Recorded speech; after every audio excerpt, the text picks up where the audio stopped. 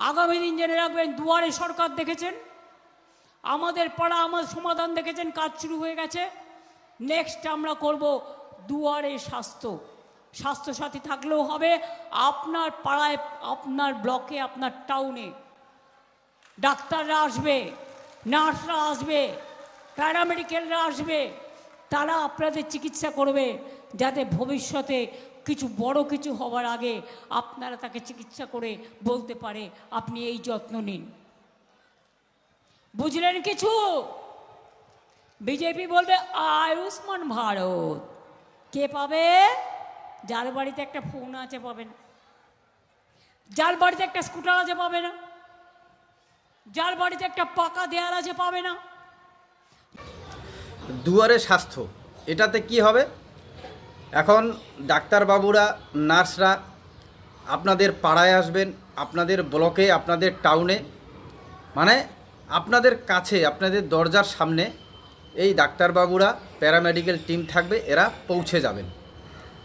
পৌঁছে গিয়ে আপনাদের ট্রিটমেন্ট করবেন, পরীক্ষা নিরীক্ষা করবেন, আপনাদের যাতে কোনো বড় ধরনের অসুখ আছে কি না সেটাও দেখবেন। যদি থাকে সেটার চিকিৎসা হবে, বড় কিছু হওয়ার আগে সেটা ধরাও পড়ে যাবে। খুব ভালো কথা, দুয়ারে স্বাস্থ্য।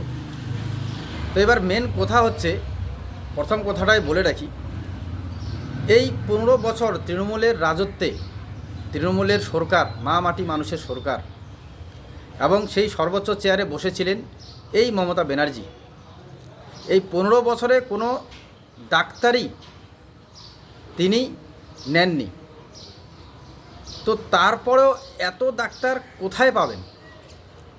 তার আগে এই যে কি অত্যন্ত আর প্রত্যন্ত গ্রামের জন্য 110খানা গাড়ি দিলেন, গ্রামে গ্রামে ঘুরে, অত্যন্ত প্রত্যন্ত গ্রামে ঘুরে ঘুরে ডাক্তার থাকবে, নার্স, প্যারামেডিক্যাল টিম ট্রিটমেন্ট করে বেড়াচ্ছেন। আমরা কিছুদিন আগেও দেখলাম। তো দেওয়ার সময়, সেই ব্যবস্থা নেওয়ার সময় বলেছেন অত্যন্ত আর প্রত্যন্ত গ্রাম, কিন্তু আমরা সেই গাড়িগুলিকে আমাদের চোখের সামনে দেখলাম, যেখানে সব কিছু স্বাভাবিক, মানুষ হাতের নাগালেই হসপিটাল, এমনকি কিছু হসপিটালের সামনেও এই গাড়িগুলি দাঁড় হয়েছে মানুষকে পরিষেবা দেবে বলে। ভাবুন এবার। অথচ হসপিটালের ভিতরে ঢুকে দেখেন সেখানে পর্যাপ্ত ডাক্তারবাবু নেই। আবার ইনি বলছেন আয়ুষ্মান ভারতের কথা।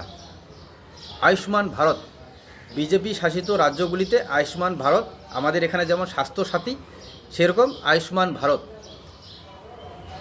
তো সেটা বলছেন যে বাইক থাকলে, স্কুটার থাকলে পাবেন না, টিভি থাকলে পাবেন না, পাকার ওয়াল থাকলে পাবেন না।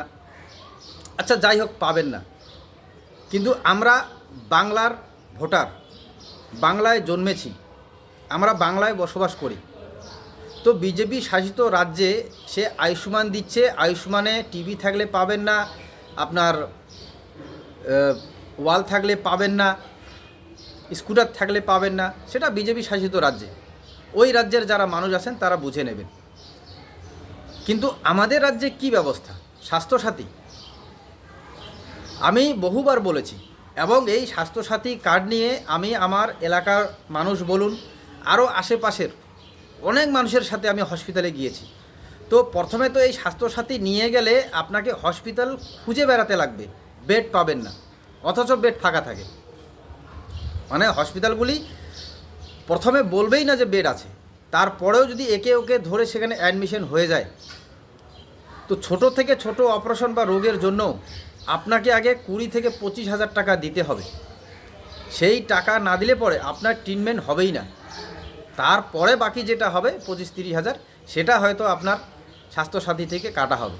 বেশিরভাগ সময় এই ঘটনা ঘটে চলেছে। অনেক অভিযোগ, অনেক কমপ্লেনও হয়েছে, কিন্তু আজ পর্যন্ত কি কড়া কোনো পদক্ষেপ আমাদের স্বাস্থ্যমন্ত্রী এই মমতা ব্যানার্জি নিয়েছেন? নেননি।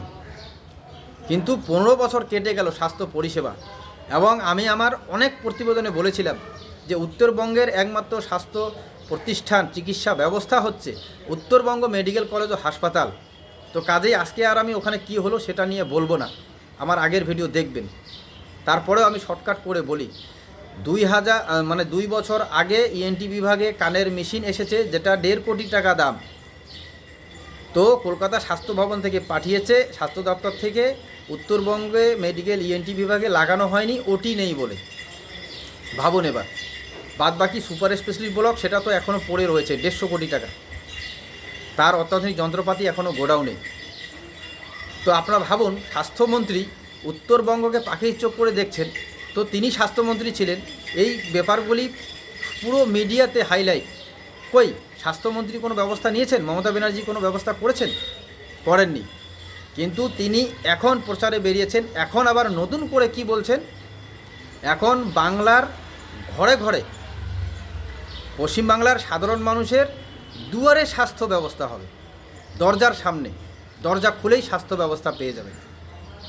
কিন্তু আমরা বাংলার সাধারণ মানুষ, আমরা প্রতিনিয়ত সরকারি হসপিটালে যাচ্ছি, সরকারি হসপিটালে গিয়ে আমাদের সাধ্য হয় না প্রাইভেটে যেতে, যতক্ষণ না আমাদের সেরকম কোনো ক্রিটিক্যাল রোগ হয়।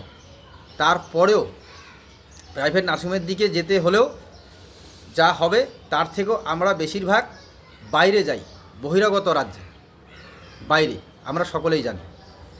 কিন্তু আমাদের দরজার সামনে এখন স্বাস্থ্য পরিষেবা দেবেন বলছেন আমাদের তৃণমূল সুপ্রিমো মমতা ব্যানার্জি এবং বাংলার মুখ্যমন্ত্রী।